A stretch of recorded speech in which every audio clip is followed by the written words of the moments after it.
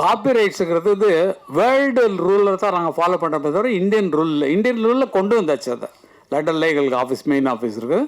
உலகம் ஃபுல்லாக என்ன ஒருன்னா, மைக்கேல் ஜாக்சன் அவர் மியூசிக் பண்ணி, அவர் பாட்டு எழுதி, அவர் நடிக்கிறார் இல்லைங்களா, அவர் கொண்டு வந்த திட்டம் தான். கொண்டு வந்து அது எல்லாருக்கும் அப்படி பரவிடுச்சு. காரணம் என்னென்னா, நம்மளுடைய படைப்பு. இப்போ வந்து கதாசிரியருக்கு கதையில் உரிமை உண்டு, எத்தனை லாங்குவேஜ் மாற்றினாலும் அவங்களுக்கு உரிமை உண்டு, பாட்டுக்கும் அவங்களுக்கும் சம்மந்தம் இல்லை. ஏன்னா தனி கிரியேஷன், தனி உங்கள் பாட்டை படத்துக்கு ஒட்டாமல் ஒரு மியூசிக் டைரக்டர் போட்டு நீங்கள் வந்து அவங்கள்ட்ட பாட்டு வாங்குறீங்க. உங்கள் படத்துக்கே போட்ட ஸ்பெஷல் சாங்கு, அதுக்கு பாட்டு எழுதுனது ஒருத்தர், அவருக்கு 2 பேர் தான் க்ரியேட் பண்ணுறவங்க. அதுக்கப்புறம் தான் அடுத்த கூலிக்காரங்களாக வர்றது பிளேபேக் சிங்கர்ஸ் வருவாங்க. அவங்களுக்கு பணம் கொடுக்குறோம், அவங்க வந்து பாடுறாங்க.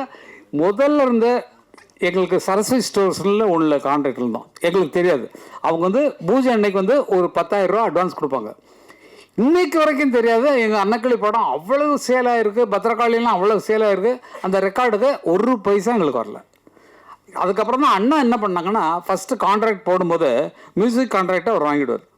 தட் இஸ், பணத்தை எவ்வளோ நாள் கம்மி பண்ணிக்கோ, எனக்கு இந்த மியூசிக் ரைட்ஸ் எங்கிட்ட தான் இருக்கும் லைஃப் லாங். ஏன்னா எங்கள் அண்ணனோட லைப்ரரியில் அது வந்துடும், என்னோடய பாட்டுகள் எல்லாமே அது வந்துடும்.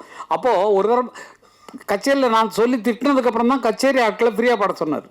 பாலு திட்டம் இல்லையா, அதுக்கு நான் சத்தம் போட்டேன். அவர் உனக்கு தேவையா நான் ஆவின்னு கத்தினேன். அதில் கொஞ்சம் சண்டையெல்லாம் வந்துச்சு. அதுக்கப்புறம் ஸ்டேஜில் பாடுறவங்களுக்கு ஒன்றும் கிடையாது, நீங்கள் ராயல்ட்டி கட்ட தேவையில்லை, அதை எடுத்து யூஸ் நீங்கள் 7 கோடி ரூபா கொடுத்து ஒரு மியூசிக் ரைட்டர் போட்டு அவன் பாட்டு கைகட்டில் விழாமல் எங்கள் பாட்டுக்கு விழுந்துட்டு இருக்கியா?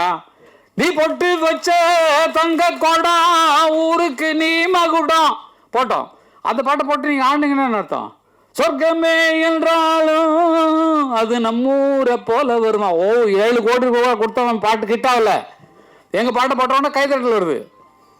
இப்போ என் ஜோடி மஞ்சக்குருவி நாடுன்னு பாட்டு தான், சாஞ்சாடு நெஞ்ச தழுவின்னு. மியூசிக் போட்டவன்ல ஓன் பாட்டு கிட்டாவில்லையா? எங்கள் பாட்டு போட்டோன்னா ஆளுக்கு கைதான் உச்சில் அடிக்கிறான், டான்ஸ் ஆடுறான். அப்போ அதுக்கு கூலி எங்களுக்கு வரணும் இல்லை?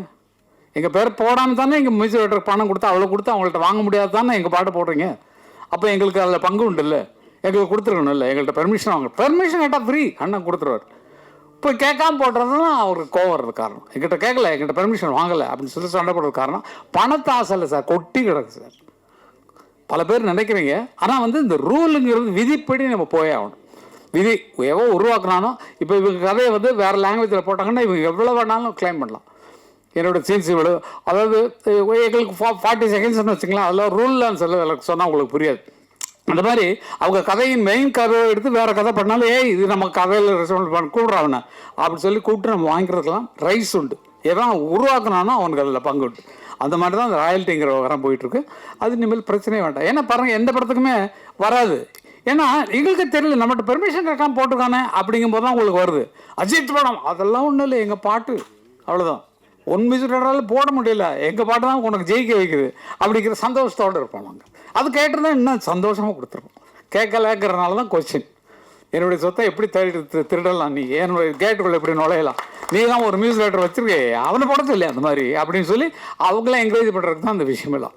அதனால எல்லாமே நல்ல வைக்கலுக்கு தான், புரிஞ்சுக்குங்க.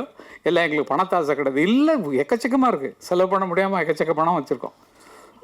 இப்போ ஒரு ரியல் எஸ்டேட், அது யாருக்கும் நாங்கள் ஏன் ஹெல்ப் பண்ண, நீங்கள் உழைச்சி முன்னுக்குவாங்க, நீங்கள் யாரும் என்ன பண்ணுறீங்கன்னு கேட்குறீங்க. அதெல்லாம் இல்லை. ஏன்னா இப்போ கல்யாண மண்டபம் கட்டி வாடகை தான் விடுவோம், நல்ல துட்டு கறந்துப்போம். எதுக்கு இது அடுத்த பிஸ்னஸ்ஸு? நமக்கு வரக்கூடிய அடுத்த சந்ததிகளுக்கு சேர்த்து வைக்க தான் அப்பங்காரம் இருக்கான்.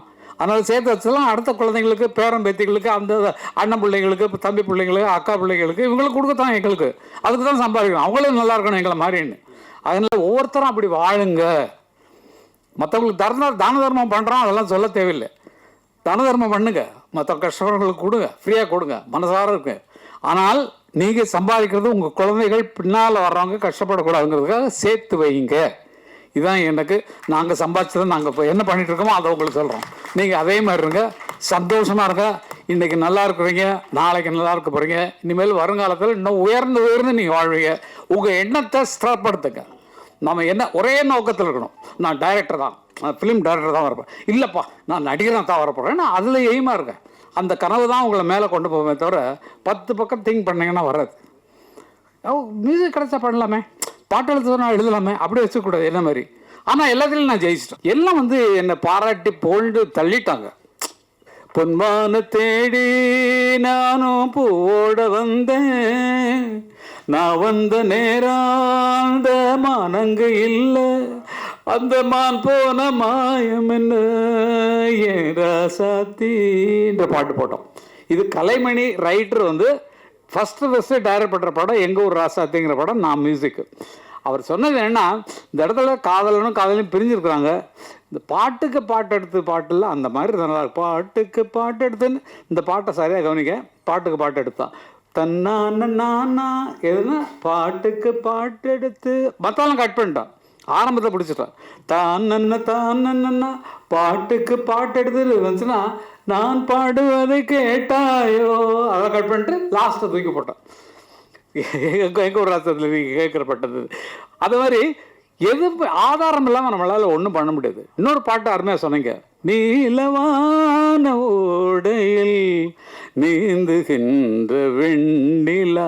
இது பாலாஜிட்ட நான் வந்து மியூசிக் பண்ணுறது அவ்வளவு, ஏன்னா ஒரு டப்பிங் படம் வாங்கிட்டாங்க, ஆல்ரெடி சாங்ஸோடு சேர்த்து வாங்கிட்டாங்க. வேற ஒரு மியூசிக் டைரக்டர் பண்ண தெலுங்கு படம் பிரேமாபிஷேகம்னு ஒரு படம், தெலுங்கு படத்தை அப்படியே ரைட்ஸ் வாங்கிட்டாங்க. அந்த சாங்ஸை மட்டும் நீங்கள் வாய்ஸ் மிக்ஸ் பண்ணி கொடுத்தா போகிறோன்னு என்ன தான் கூப்பிட்டாங்க. ஆனால் அவருக்கு நீங்கள் அப்படி என்ன இறக்கிடாதீங்க டப்பிங் படத்து மியூசிக் டைரக்டர் மாதிரி. நீங்கள் எவ்வளோ தான் சொல்லுங்கள், ஒரு பாட்டுக்கு 100 பாட்டு நான் போட்டு காட்டுறேன், என்னோடய டியூன்ஸ்லாம் கேளுங்க சொல்லிட்டு அப்படி போட்டது. இது ஒன்றும் பெரிய விஷயமே இல்லை. நீலவான ஓடையில் என்ன பாட்டுன்னு சொன்னால், வசந்த கால கோலங்கள் வானில் விழுந்த கோடுகள் கலைந்திடும் கனவுகள் கண்ணீர் சிந்தும் நினைவுகள் நீலவான ஓடையில் நீ. இந்த 2 பாட்டுக்கு மூலம் எது தெரியுங்களா? என் சிந்தை நோயும் தீருமா. உங்களுக்கு கேட்டிருப்பீங்க இந்த பாட்டை. இது வந்து அந்த காலத்தில் வந்த பாட்டு. அந்த பாட்டை ஃபாலோ பண்ணி தான் இந்த அண்ணா அந்த பாட்டு போட்டாங்க, வசந்த கால கோலங்கள். அவரை பார்த்து நான் காப்பி அடிச்சா பரம்பரையாக எங்களுக்கு வந்து அந்த இசை சொத்துல இருந்து காப்பி அடிச்சமே தவிர இது காப்பின்னு நான் சொல்கிற வரைக்கும் உங்களுக்கு தெரியாது. காப்பின்னு நான் அவங்கள ஃபாலோ பண்ணுறது தான். ஒரு ஆள் மாதிரி நடிக்கிறோன்னு சொன்னால் இப்போ பாரதி ராஜான மாதிரி நான் ட்ரெஸ் பண்ணிருக்கேன் பாருங்க பாருங்க. அதுதான் நமக்கு முன்னோர்கள் என்ன பண்ணாங்களோ அதை நம்ம பண்ணிக்கணும். வயசாக நம்ம வந்து இளமையாகிறதுக்கு என்ன ட்ரை பண்ணணுமோ அது பண்ணணும். மியூசிக் பண்ணுறது ஒன்றும் பெரிய விஷயம் கிடையாது. படத்தில் காப்பி அடிச்சதை சொல்லிட்டேன், கரகாட்டக்காரன் எப்படி எடுத்தோன்னு. பாட்டுகள்லேயே அதே மாதிரி தான். எது தேவையில்லை சார் புதுசாக நம்ம வந்து உருவாக்குறதுக்கு. ஆல்ரெடி இருக்கிறதவே நம்ம புதுப்பிச்சு இந்த காலத்துக்கு தகுந்த மாதிரி புதுப்பிச்சு அப்படின்னாலே போகிறோம். மறுபடியும் அது மறுபடியும் என்ன இப்போ நிறைய பாடுறாங்க,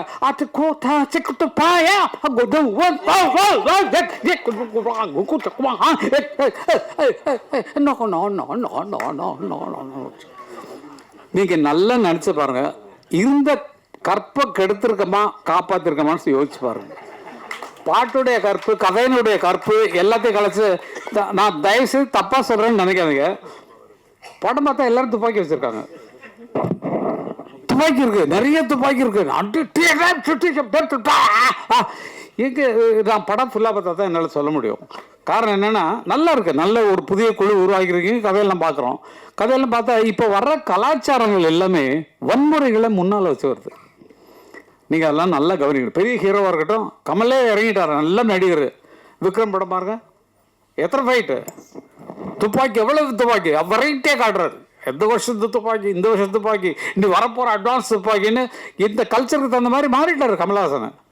அப்போது ஜனங்கள்கிட்ட நல்ல கதையை கொண்டு போய் சேர்க்கறதுக்கும் நல்ல நடிப்புக்கான கதைகள் தேர்ந்தெடுப்பதுக்கும் குறைஞ்சி போச்சு. அதுதான் நல்ல யோசிச்சு பாருங்க. சின்னக்கவுண்டரில் என்ன அருமையான பாடங்கள், இப்போ பேரரசு எடுத்த படங்கள்ல என்ன அவ்வளோ அருமையான படங்கள். கதையின் நோக்கம் அதை சரியாக ஜனங்களுக்கு கொண்டு போய், ஐயோ நம்ம லைஃப்பில் நடந்து அப்படி காட்டுறாங்களே, நம்ம ஊரில் 10 பெரிய மனுஷங்க வர்றாரு, ஐயோ ஐயா அப்படிங்கிற மாதிரி நமக்குள்ள அந்த உணர்வு வரக்கூடிய கதைகளை நம்ம உருவாக்குறதுக்கு ட்ரை பண்ணணும். நம்ம வாழ்வியலில் நிறைய கதைகள் இருக்குது, எக்கச்சக்க. நம்ம குடும்பத்தை நினைச்சு பாருங்களேன். நம்ம குடும்பத்தில் நம்ம ஒரு என்ன கஷ்டப்படுறோம், எப்படி பண்ணுறோம், வெளியில் எப்படி நம்ம பந்தாவாக நடந்துக்கிறோம், இதே ஒரு கதை, அருமையான கதை. எவ்வளோ துக்கங்கள் துயரங்கள் இருக்கலாம்.